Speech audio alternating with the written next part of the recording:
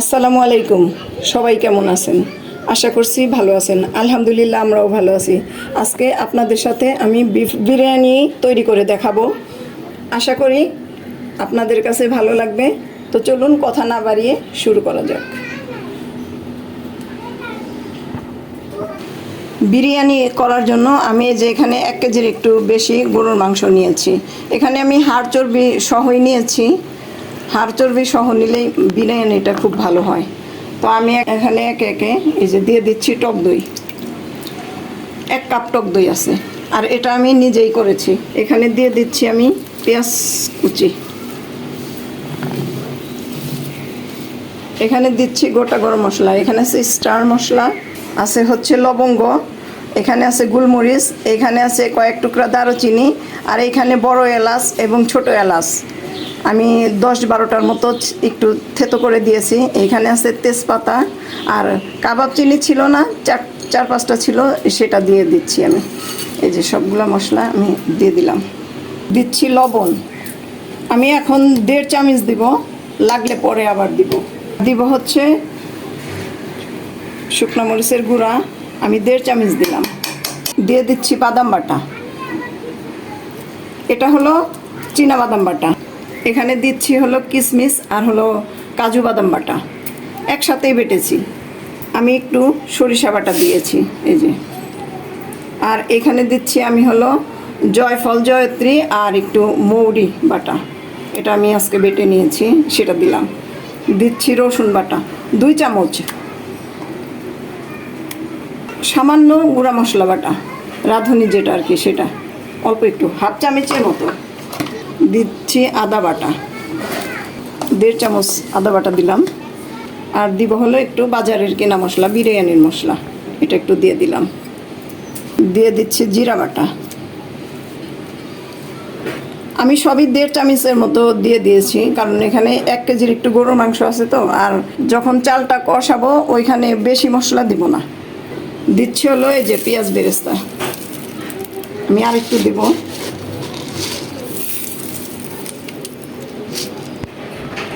পেঁয়াজটা যে বেরেস্তা করেছিলাম সেগুলোর তেল এই যে বেঁচে গেছে, সেখান থেকে আমি অর্ধেকটা তেল দিয়ে দিব।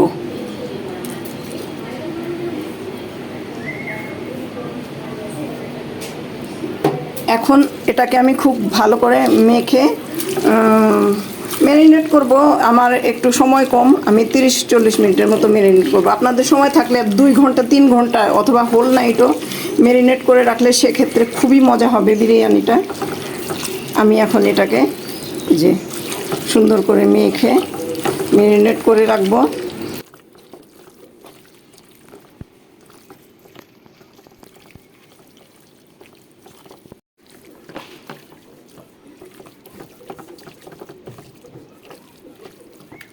তো মাখানো শেষ হয়ে গেছে, আমি এখন এভাবে একটু ঢেকে রাখবো। তো আমি এই যে ঢাকনাটা দিয়ে ঢেকে দিচ্ছি। এই যে তো বেশ কিছুক্ষণ রেস্টে রাখার পর আমি চুলাটা ধরিয়ে দিয়েছি। এর মধ্যে আবার মাংসটা একটু বলকও চলে আসছে। আমি এখন এটাকে নেড়ে দিব। নেড়ে জালটাকে কমিয়ে মিডিয়াম লো হিটে দিয়ে রাখবো এটাকে। তো মাংস থেকে পানি উঠবে, তারপরেও আমি পানি দিব সিদ্ধ করার জন্য, যেহেতু গরুর মাংস সিদ্ধ হতে তো একটু টাইম লাগবেই। চুলার আঁচটাকে আমি কমিয়ে দিচ্ছি এবং এই যে ঢেকে দিলাম। লো হিটে হতে থাক।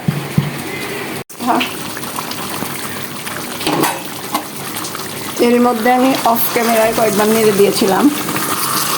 এই যে বেশ পানি উঠেছে মাংস থেকে।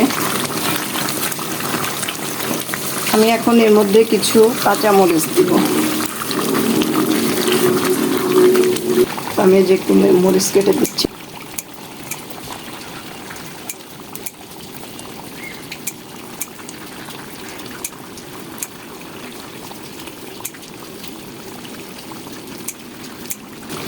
বেশ কয়েকটা মরিচ দিয়ে দিলাম কেটে, 8-10টা, 7-8টার মতো হবে, 10টা হবে না।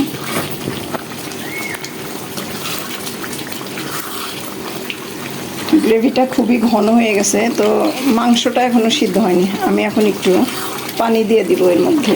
তো এই যে আমার মশলা বাটা পানিটা ছিল, এটা দিয়ে দিচ্ছি, বাদাম কিশমিশ এগুলো বাটা।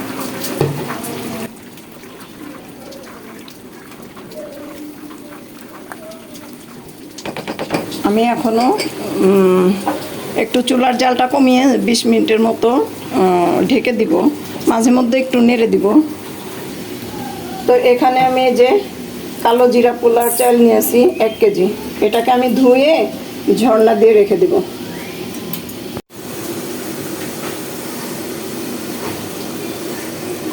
দেখি মাংসটার কি অবস্থা। না, মাংসটা এখনো সিদ্ধ হয়নি।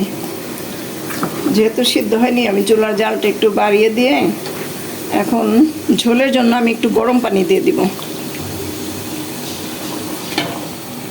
এই যে গরম পানি দিয়ে দিলাম। তো আমি পানিটা ঝোলটা টেনে গেলে আমি পরে আলু ভেজে রেখেছি, আলু দিয়ে দিব এর মধ্যে। এখন ঢেকে দিব।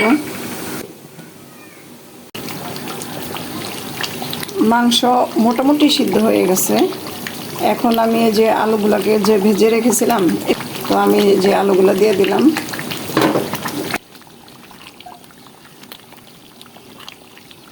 এখন আমি আবারও মাংসটাকে ঢেকে চুলার আঁচটা কমিয়ে দিয়ে বেশ কিছুক্ষণ রান্না করব। বেশ কিছুক্ষণ রান্নার পরে আমি এখন দেখবো যে কী অবস্থা। হ্যাঁ, মাংসটা আমার একদম পুরোপুরি হয়ে গেছে, যে তেল উপর দিয়ে উঠে এসেছে। আমি এটাকে এখন নামিয়ে নিব। আর আমি অফ ক্যামেরায় বেশ কয়েকবার নেড়ে দিয়েছিলাম এবং আমি চেক করেছি লবণও হয়েছে এবং মাংসটাও সিদ্ধ হয়ে গেছে। আমি এখন নামিয়ে নিচ্ছি। এদিকে চুলায় আমি আরেকটা হাঁড়ি বসিয়ে দিলাম পোলাওটা রান্না করার জন্য। তো আমার হাঁড়িটা গরম হয়ে গেছে। আমি যে এখানে প্রথমে 3 চামচ ঘি দিয়ে দিলাম। চেষ্টা করবেন একটু ঘিটা দিতে, ঘিটা দিলে ফ্লেভারটা খুব সুন্দর হয় বিরিয়ানির। ঘিটা মেল্ট হয়ে গেছে। এখন আমি এই যে পেঁয়াজ বেরেস্তার যে বাকি তেলগুলো ছিল, তেলটা গরম হয়েছে। যে আমি পোলাওয়ের চালটা যে ধুয়ে রেখেছিলাম, প্রায় 20 মিনিটের মতো আমি জাস্ট ধুয়ে রেখে দিয়েছি। এখন চালটা আমি ঢেলে দিচ্ছি। এখন যে আমি নেড়ে দিচ্ছি।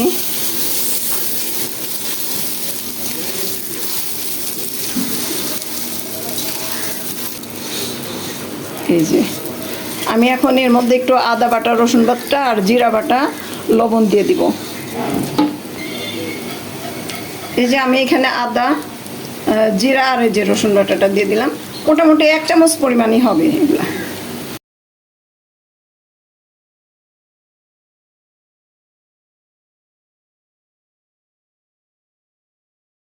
অনেকে আছে পোলাওতে রসুন দেয় না, কিন্তু রসুন দিলে খুবই ভালো হয়, মানে স্মেলটা খুবই ভালো হয়। তো আমি এখন সুন্দর করে একটু ভেজে নিব চালটাকে। আমি এই যে এখানে লবণ দিয়ে দিচ্ছি, 1 চামচ দিলাম। মাংসের লবণটা ঠিক আছে, আমি জাস্ট চালের জন্য লবণ দিলাম। আমি এখানে যে 1.5 চামচের একটু বেশি দিলাম। একটু তো লাগবেই, পরে যদি আবার চেক করব, যদি লাগবে, না লাগলে না লাগবে। আর আমি এখানে কোনো গোটা গরম মশলা দিব না, কারণ বিরিয়ানির যে মাংস রান্না করছি সেখানে আমি সব বেশি বেশি করেই দিয়েছি, আর ওগুলা লাগবে না, সব এখানেই যাবে। তো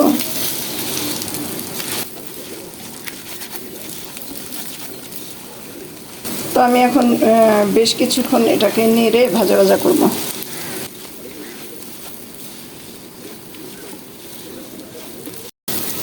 তো এই যে দেখেন, এর মধ্যে চালটা ভাজা ভাজা হয়ে গেছে। আমি এখানে গরম পানি দিব। আমি অন্য চুলায় পানিটা গরম করে রেখেছি। এখন আমি গরম পানিটা ঢেলে দিচ্ছি।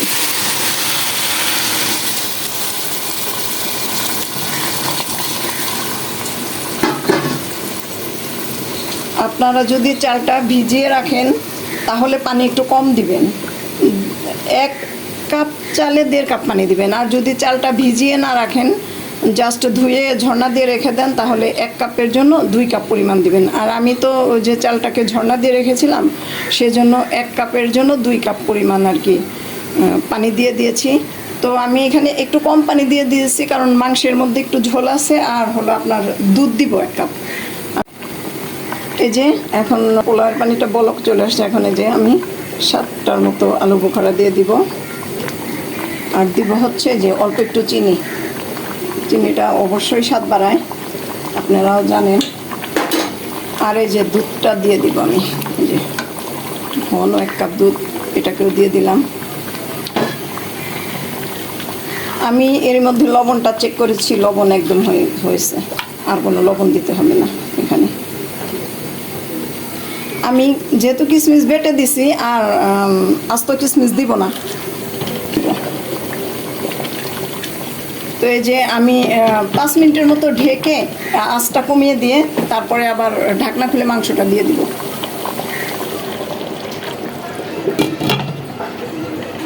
এই যে আমি একটা লবঙ্গ নিয়েছি, এখন এটাকে এই যে এখানে দিয়ে দিব, আর একটুও কোনো ভাব বের হবে না, সুন্দর পোলাওটা হয়ে যাবে। আমি ফিরে আসছি 5 মিনিট পর। দেখবো এখন কি অবস্থা। পোলাওটা মোটামুটি 80% হয়ে গেছে। এখন আমি এর মধ্যে মাংসটা ঢেলে দিব, এবং চুলার আঁচটা খুবই কমিয়ে দিব।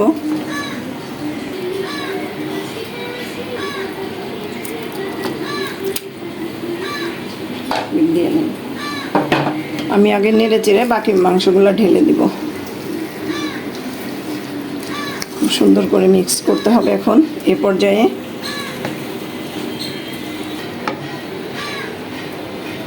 এখন এই যে বাকি মাংসটাও আমি ঢেলে দিচ্ছি।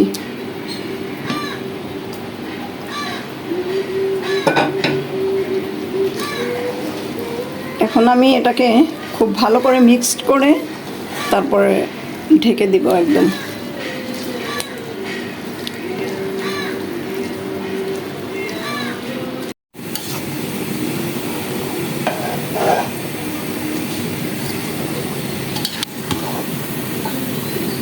এই যে আমার ভালো মতো পোলাওটা মিক্স করা হয়ে গেছে। এখন আমি এটাকে ঢেকে দিব, কিছুক্ষণের জন্য ঢেকে দিব।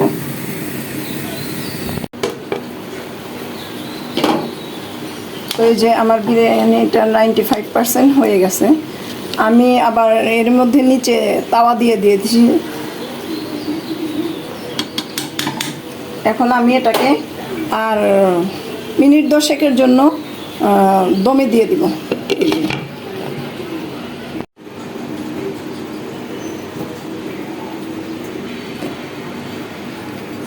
তো এই যে আমি পেঁয়াজ বেরেস্তার মধ্যে গুঁড়া দুধ দিয়ে মিক্সড করে রেখেছি, আমি এটাকে এখন দিয়ে আবার নেড়ে দিব।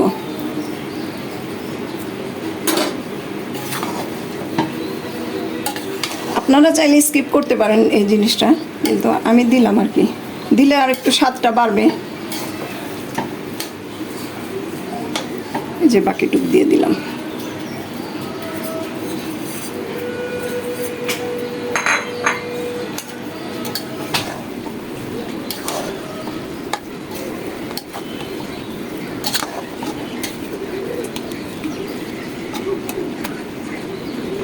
এখন আমি ঢাকনা দিয়ে ঢেকে কিছুক্ষণ দমে রাখবো।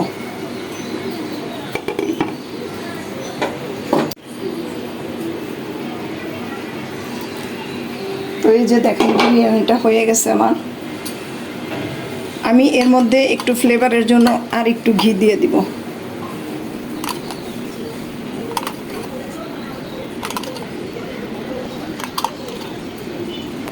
এখন আমি এই যে উপরের থেকে শুধু বেরেস্তা দিয়ে দিচ্ছি।